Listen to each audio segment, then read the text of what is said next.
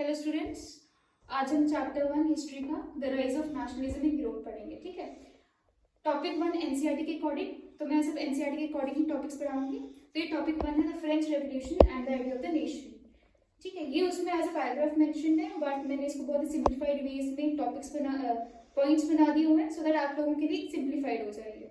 ठीक है, इसके बाद मैं at the end of this video मैं आपको जितने भी इंपॉर्टेंट क्वेश्चन जो आ सकते हैं या प्रीवियस ईयर क्वेश्चन है वो सब मेंशन होंगे इस पे। ठीक है, तो अब हम स्टार्ट करते हैं इसको। ओके, पहले तो टॉपिक बोलता है the French revolution and the idea of the nation. ठीक है, मतलब कि जब फ्रेंच रेवोल्यूशन था, बदलाव जो आया, ठीक है ना, वो किस तरीके से आया, ये बदलाव है, जितने भी बदलाव है इन पॉइंट्स में मैंने मेंशन किए हुए हैं। और कि क्या ये जो आइडिया था नेशन का कि एक नेशन, एक नेशन होना चाहिए, कैसे ये एकता आई, वो कैसे फैला ऑल ओवर द यूरोप। ठीक है, तो पहला पॉइंट ये है the French revolution started in 1789। पहले हमें पता होना चाहिए कब स्टार्ट हुआ, 1789। That led to the transfer of power of monarchy to the body of French citizen. Monarchy मतलब क्या होता है, जब राजाओं का रूल होता है, क्वींस एंड किंग होते हैं, तो पावर जो थी वो ट्रांसफर हो गई मोनार्की से फ्रेंच सिटीजन लोगों के पास आ गई। तो ये जितने भी चेंजेस हुए ना कि उनके बारे में, कि मोनार्की जो पावर ऑफ मोनार्की थी वो चेंज हो गई, ट्रांसफर हो गई टू फ्रेंच सिटीजन। ठीक है, पहला चेंज ये आया। दूसरा change, following measures and practices created a sense of collective identity among the French. ठीक है, मतलब फर्दर चेंजेस मैं बताऊंगी कि क्या क्या चेंजेस आए, ये चेंजेस आए फर्दर, जिससे एक सेंस ऑफ कलेक्टिवनेस आई लोगों के बीच में कि हम सब एक है, हम अलग अलग नहीं है, हम एक ही हैं। ठीक है, तभी तो जब एकता वाली फीलिंग आएगी लोगों में कि हम सब एक है, यूनाइटेड है, तभी तो एक नेशन बनेगा।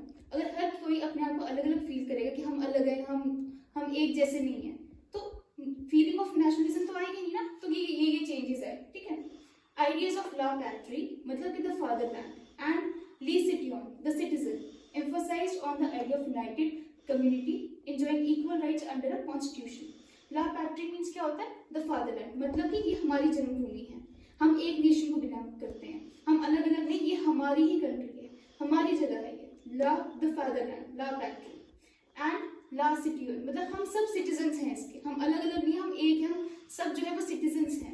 ठीक है, इससे क्या हुआ, इसने एम्फसाइज किया इस आइडिया पे कि हम यूनाइटेड कम्युनिटी है, हम एक ही है कम्युनिटी, हम अलग अलग नहीं है लोग, हम सब में एकता है, यूनाइटेड है हम लोग, और जिनको जो इंजॉय करेंगे equal rights under a constitution, सबको इक्वल राइट्स मिलेंगे। ठीक है, next, a new tricolour French flag was introduced. एक नया फ्रेंच फ्लैग इंट्रोड्यूस्ड हुआ जो कि ट्राइकलर मीन्स उसमें 3 कलर थे। तो एक नया फ्रेंच फ्लैग, उनकी आइडेंटिटी कि भाई हमारे पास भी एक नया फ्रेंच फ्लैग उनका इंट्रोड्यूस हुआ एज अ ट्राइकलर। ठीक है, the state general was elected by body of active citizens, कि लोगों ने इलेक्ट किया स्टेट जनरल को। ठीक है ना, उसको नाम क्या रख दिया, नेशनल असेंबली। ठीक है, हाइम्स वर कंपोज्ड। हाइम्स क्या होता है, जैसे हाइम्स होते हैं कि जब देशभक्ति गाने होते हैं, जैसे एकता में बनी रहती है। ठीक है, तो वो कंपोज्ड हुए, बनाए गए, ओथ्स ली गई। ठीक है, ओथ्स जैसे प्लेज होता है कि प्लेज ली गई कि हम सब एक है, हम एक कंट्री को बिलोंग करते हैं, तो ये ओथ्स ली गई। मार्टार्स कॉमेमोरेटेड क्या होता है, ये कंफ्यूज कर सकता है वर्ड। कॉमेमोरेटेड का मतलब ये होता है कि मार्टार्स को रिमेम्बर किया गया। ठीक है, मार्टार्स क्या होता है, जो शहीद हो जाते हैं, तो उन लोगों को याद किया गया। ठीक है, उनको रिस्पेक्ट दी गई कि उनको याद किया गया। ठीक है ना, a centralized administrative system was formed with uniform laws for all the citizens। एक centralized administrative system बनाया गया कि एक सिस्टम, एक administrative system for everyone। ठीक है ना, जिसमें यूनिफॉर्म लॉज हो, हर इक्वल लॉज हो हर सिटीजन के लिए, किसी के लिए कोई भेदभाव नहीं हो, सब लॉज सबके लिए एप्लीकेबल हो। Next, internal custom duties and dues were abolished. जो इंटरनल कस्टम ड्यूटीज थी, ठीक है ना, कस्टम ड्यूटीज जैसे टैक्स वैक्स लगते हैं ना, वो तो उन सब चीजों को एबॉलिश किया गया। एबॉलिश मीन्स खत्म किया गया, खारिज किया गया। ठीक है, uniform system of weights and measures were adopted. तो एक जैसा सिस्टम ऑफ वेट्स, ठीक है, जैसे नाप तोलना होता है, वैसे ये वेट्स एंड मेजर्स को एक जैसा ऑल ओवर द, उन्होंने जितनी भी जगह थी वहां पे यूनिफॉर्म एक जैसा सिस्टम ऑफ वेट्स और मेजर्स को उन्होंने अडॉप्ट किया। French became common language. French language को उन्होंने कॉमन लैंग्वेज बना दिया गया, क्योंकि पहले डिफरेंट लैंग्वेजेस बोली जाती थी, पर अब उन्होंने डिसाइड किया कि नहीं, फ्रेंच लैंग्वेज को ही कॉमन लैंग्वेज बना देना है। जैकोबिन क्लब्स बनाए गए। जैकोबिन क्लब्स जो थे ये बनाए थे, जैसे स्टूडेंट्स थे या और भी जितने मेंबर्स थे, उन लोगों ने ये मिलकर ऐसे छोटे छोटे ग्रुप्स बना दिए, ठीक है, which also supported this idea, ठीक है ना। ये जो नेशनलिज्म का आइडिया था इनको भी इन्होंने भी सपोर्ट किया। तो इसमें मेन चीज यही है कि ये चेंजेस है जिस तरीके से कि कैसे नेशनलिज्म को फैलाया गया, स्प्रेड किया गया, तो ये सब चेंजेस है, ठीक है बच्चा। ओके, तो अभी तक हमने ये पढ़ा कि यूरोप में नेशनलिज्म काफी स्प्रेड हो चुका था, डेमोक्रेसी आ चुकी थी, they were very happy with the democracy, but अचानक से क्या आता है, नेपोलियन आ जाता है। नेपोलियन का फुल नेम था नेपोलियन बोनापार्ट, ठीक है। इसने क्या किया, ये बहुत मेन कैरेक्टर है यहाँ पे, बहुत इंपॉर्टेंट कैरेक्टर है ये। तो इसने डिस्ट्रॉय किया, Napoleon destroy democracy and introduce the Napoleon code, also known as the civil code of 1804। तो नेपोलियन बोनापार्ट है, उसने क्या किया, उसका मेन मोटिव था डेमोक्रेसी को डिस्ट्रॉय करना, ठीक है। और उसने डिस्ट्रॉय किया डेमोक्रेसी को और उसने इंट्रोड्यूस किया एक द नेपोलियन कोड, ठीक है। दिस इज वेरी इंपॉर्टेंट, ये क्वेश्चन भी आता है, बहुत बार क्वेश्चन आ चुका है ये, तो ये बहुत इंपॉर्टेंट है कि वो पूछते हैं कि नेपोलियन कोड के बारे में, वो ये भी पूछ सकते हैं कि द सिविल कोड ऑफ 1804, ये दोनों एक ही चीज है, कंफ्यूज नहीं होना है कि नेपोलियन कोड मैंने पढ़ा था, ये दिस कोड ऑफ 1804 क्या है, these are one and the same thing, दोनों एक ही चीजें हैं, ठीक है। इसके कुछ पॉइंट्स थे इस कोड के जो इसने नेपोलियन ने इंट्रोड्यूस किए थे। ये पॉइंट्स बहुत इंपॉर्टेंट है, ये हमेशा आते हैं, मोस्ट इंपॉर्टेंट है ये आपको याद रखने हैं। Removed all privileges based on birth, तो नेपोलियन ने क्या किया, उसने रिमूव कर दिए जितने भी प्रिविलेजेस थे। प्रिविलेजेस क्या होते हैं, प्रिविलेजेस होते हैं कुछ फायदे, ठीक है, बेस्ड ऑन बर्थ, जैसे कोई अच्छे अगर घर में पैदा होगा तो उसको कुछ प्रिविलेजेस है, कुछ फायदे हैं उसको, ठीक है, ऐसा कुछ बेस्ड ऑन बर्थ, तो कुछ प्रिविलेजेस जितने भी इसको मिलते थे उसने रिमूव कर दिए, हटा दिए। एस्टैब्लिश इक्वालिटी बिफोर लॉ, उसने बोला कि लॉ के सामने हर कोई इक्वल है, लॉ से बड़ा कोई नहीं है, ठीक है, सब इक्वल है before law. And secured the right to property, कि राइट टू, हर किसी को राइट टू प्रॉपर्टी, हर किसी को हक है प्रॉपर्टी खरीदने का, जगह खरीदने का, वहां पर रहने का, ठीक है। ऐसा नहीं कि कुछ इंसान नहीं ले सकते प्रॉपर्टी, नहीं, everybody has the right to property, ठीक है। In Dutch Republic, Switzerland, Italy and Germany it simplified administrative divisions, कुछ एडमिनिस्ट्रेटिव डिविजन्स थे उसने इसको सिंप्लीफाई कर दिया इन कंट्रीज में, जैसे डच रिपब्लिक है, स्विट्जरलैंड है, इटली है और जर्मनी है। उसके बाद नेक्स्ट पॉइंट में ये है, इट एबॉलिश्ड, एबॉलिश मतलब उसने खत्म कर दिया the feudal system, very important, feudal system, ठीक है। फ्यूडल सिस्टम क्या है, फ्यूडल सिस्टम क्या होता है ना, उस टाइम पे किंग्स थे, क्वींस थी, तो उनके पास जमीनें होती थी, उनके अंडर ही सब जमीनें होती थी, तो वो अपनी जमीनें किसको देते थे, जो नोबल्स थे, उनके नीचे जो आते थे, लॉर्ड, लैंड लॉर्ड्स जिसे हम बोलते हैं, उन्हें दे देते थे, ठीक है ना। और वो लैंड लॉर्ड्स फर्दर किसको देते थे, पीजेंट्स को देते थे, पीजेंट सबसे गरीब, ठीक है, वो उनको बोलते थे कि तुमने इसी पे काम करना है, यहाँ पे ही अनाज वगैरह ग्रो करना है, ठीक है। उसके बदले में उनसे मांगते थे कि तुम लोग हमारे लेबर बनोगे, ठीक है, तुम जो भी पैदाइश होती है, जो भी प्रोडक्शन होती है, उसका शेयर हमें दोगे, ठीक है ना, और तुम मिलिट्री में भी भाग लोगे।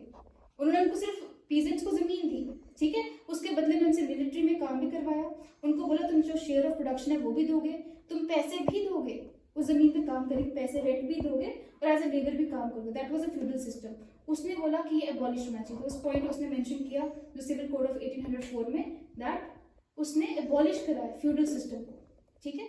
Freed peasants from serfdom, serfdom का मतलब क्या है, सर्फडम का मतलब होता है, सर्फ क्या होता है, सर्फ का मतलब होता है गुलाम, तो उसने गुलामी, जैसे पीजेंट्स गुलामी कर रहे थे ना लैंडलॉर्ड्स की, ठीक है, जिनकी जमीनें वगैरह थी, तो उनको उस रूल से उसने फ्री कर दिया। And manorial dues, manorial dues क्या होता है कि जिस जमीन पे पीजेंट्स काम कर रहे थे ना, जो उनको जमीनें दी थी, तो उसके लिए वो रेंट भर रहे थे कि उस जमीन पे काम करने का, ठीक है, एज अ टेनेंट्स की तरह वो वहां पे उसमें काम कर रहे थे, तो वो उसको रेंट भी भर रहे थे। उन्होंने बोला ये चीज नहीं होनी चाहिए, तो इस चीज को भी खत्म किया गया। उसके बाद इट रिमूव्ड गिल्ड सिस्टम, ठीक है ना। अब गिल्ड सिस्टम क्या होता है, गिल्ड सिस्टम होता है कुछ रिस्ट्रिक्शंस लगाई जाती हैं ट्रेड पे, कि भाई यहाँ इस कंट्री में नहीं ट्रेड करना, इस चीज का नहीं करना है, कुछ इस तरीके से कुछ रिस्ट्रिक्शंस होती हैं। तो it removed guild system in the town areas and transport and communication systems were improved, जो ट्रांसपोर्ट था, जो कम्युनिकेशन सिस्टम था, वो काफी इम्प्रूव हुआ। तो इससे बेसिकली जो बिजनेसमैन थे, ट्रेडर्स थे, ठीक है, आर्टिसंस थे, वर्कर्स थे, तो उन लोगों को कुछ हद तक फायदा हुआ and they were very happy, वो बहुत खुश थे इस चीज से। उसके बाद it led to establishment of universal laws, कि हर किसी के लिए सेम लॉज होंगे, ठीक है ना, ऐसे नहीं कि किसी के लिए कुछ लॉज है, किसी के लिए कुछ लॉज है, नो, यूनिवर्सल लॉज होने चाहिए भाई। स्टैंडर्डाइज वेट्स एंड मेजर्स, ठीक है, जैसे 1 kg का अगर हम पत्थर को एज ए 1 kg मानते हैं, तो हर जगह पे उसको 1 kg ही माना जाएगा, ठीक है ना, उस पत्थर को। तो वेट्स एंड मेजर्स को स्टैंडर्डाइज कर दिया हर जगह पे, ठीक है। इससे इजी हो गया ट्रेडिंग फर्दर, ठीक है ना।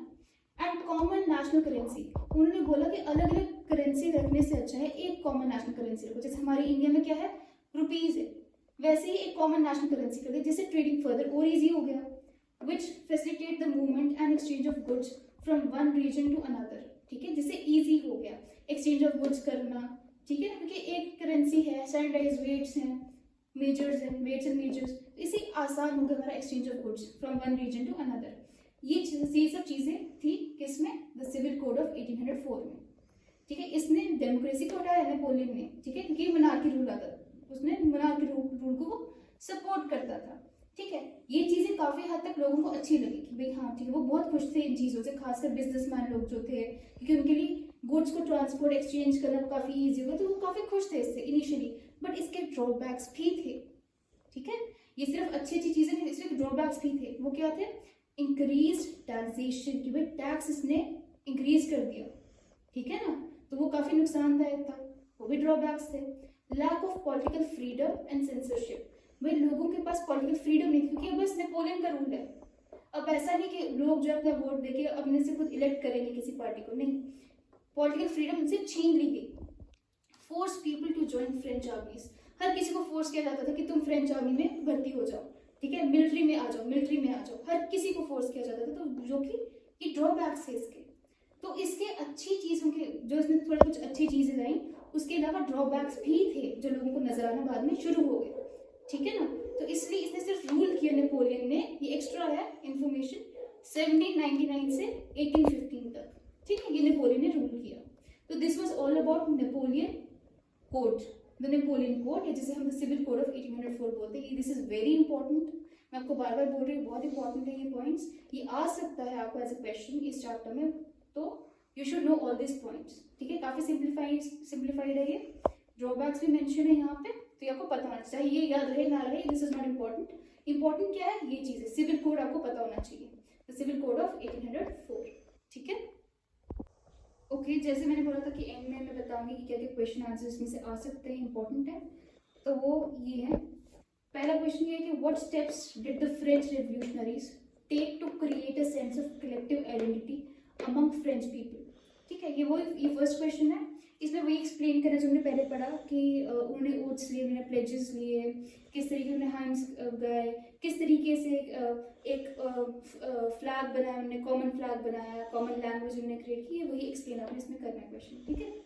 नेक्स्ट क्वेश्चन ये है कि explain the civil code of 1804, जिसे हम ये ऐसे भी लिख सकते हैं कि explain the Napoleon code, very simple, ठीक है। तो ये जो भी मैंने कोड आपको प्रीवियसली एक्सप्लेन किया, आपने सब इसमें लिखना है, ठीक है। या फिर थोड़ा सा ट्विस्ट किया हुआ इस क्वेश्चन में, इस फॉर्म में भी आ सकता है कि how had Napoleon code exported to the regions under French control, explain it with examples, इस फॉर्म में भी ये क्वेश्चन आ सकता है, ठीक है। या फिर एक और फॉर्म है, Napoleon had destroyed democracy in France but in administrative field he had incorporated revolutionary principles in order to make the whole system more rational and efficient. Analyze the statement, इसमें भी आपने वही एक्सप्लेन कर, ठीक है। ये 3 forms हो गई एक ही चीज की है, तो कंफ्यूज नहीं होना है, ठीक है, ध्यान से पढ़ना है क्वेश्चन को और उसका आंसर अपने लिखना है, ठीक है। तो ये 2 इंपॉर्टेंट क्वेश्चन इसमें से आ सकते हैं, ओके। तो आई जस्ट होप कि ये वीडियो आपको हेल्पफुल लगी हो, so if you find it helpful, so please subscribe it and like it. Thank you.